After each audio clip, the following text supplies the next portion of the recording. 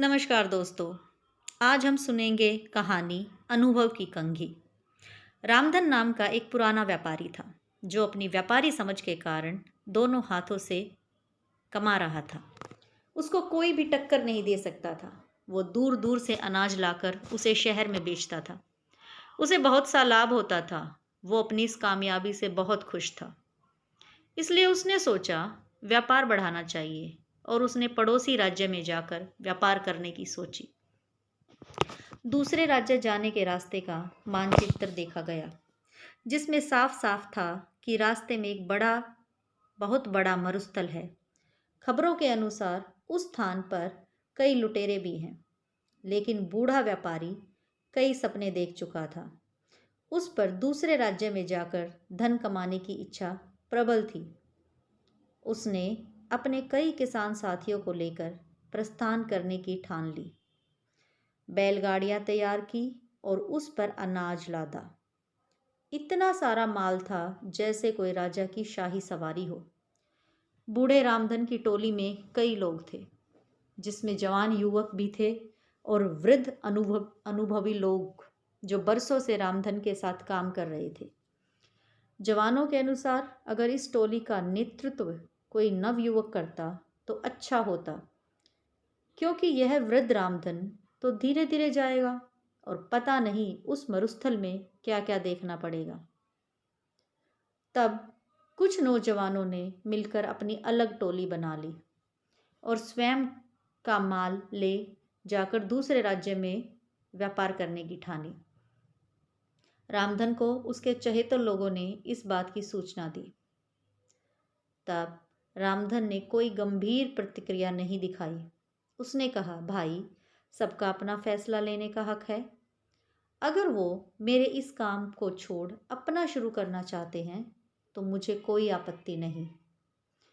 और भी जो उनके साथ जाना चाहते हो जा सकता है। अब दो अलग व्यापारियों की टोली बन चुकी थी, जिसमें एक का नेतृत्व वृद्ध रामधन कर रहे थे और दूसरे का नेतृत्व नव युवक गणपत कर रहे थे। दोनों की टोली में वृद्ध एवं नौजवान दोनों सवार थे। सफर शुरू हुआ। रामधन और गणपत अपनी अपनी टोली लेकर चल पड़े। थोड़ी दूर जब साथ साथ ही चल रहे थे कि जवानों की टोली तेजी से आगे निकल पड़ी और रामधन और उनके साथी पीछे रह गए। रामधन की टोली के नौजवान इस धीमी गति से बिल्कुल खुश नहीं थे और बार बार रामधन को कोस रहे थे। कहते कि वो नौजवानों की टोली तो कब की नगर की सीमा लांघ चुकी होगी और कुछ ही दिनों में मरुस्थल भी पार कर लेगी और हम सभी इस बूढ़े के कारण भूखे मर जाएंगे।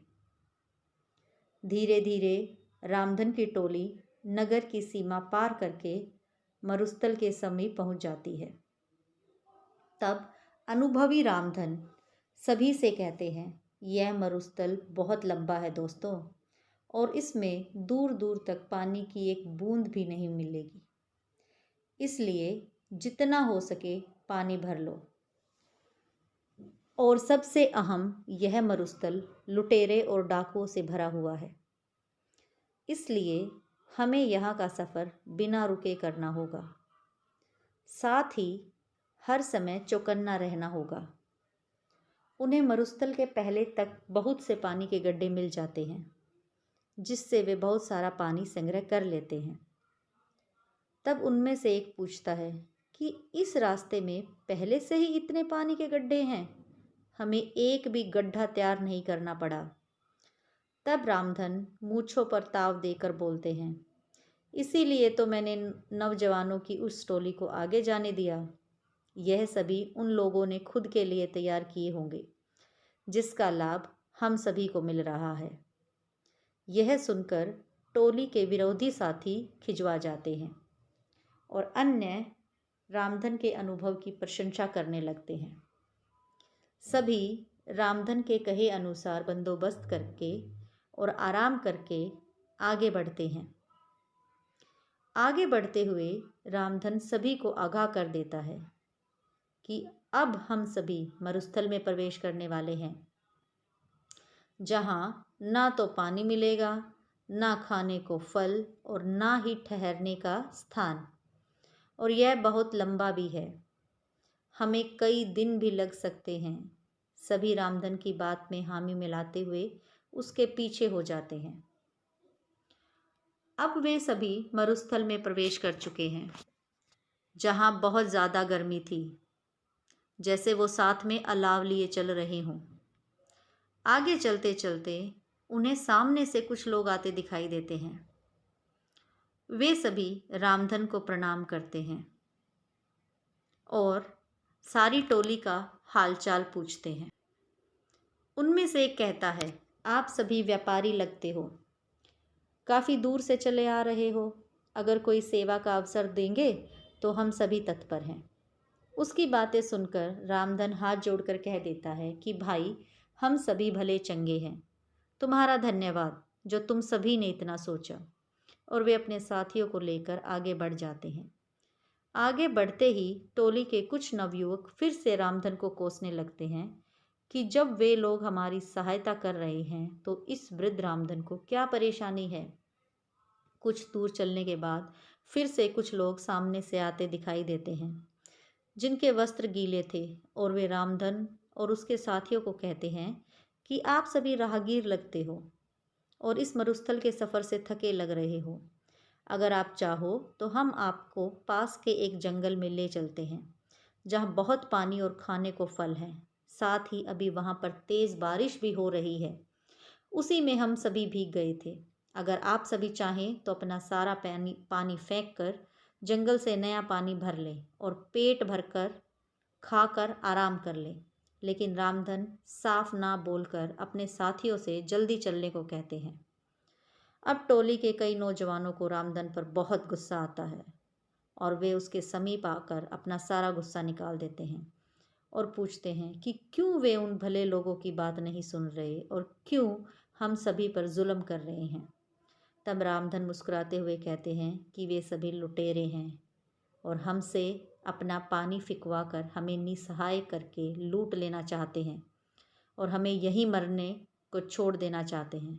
तब वे नवयुवक गुस्से में दांत पीसते हुए कहते हैं कि सेठ जी, तुम्हें ऐसा क्यों लगता है।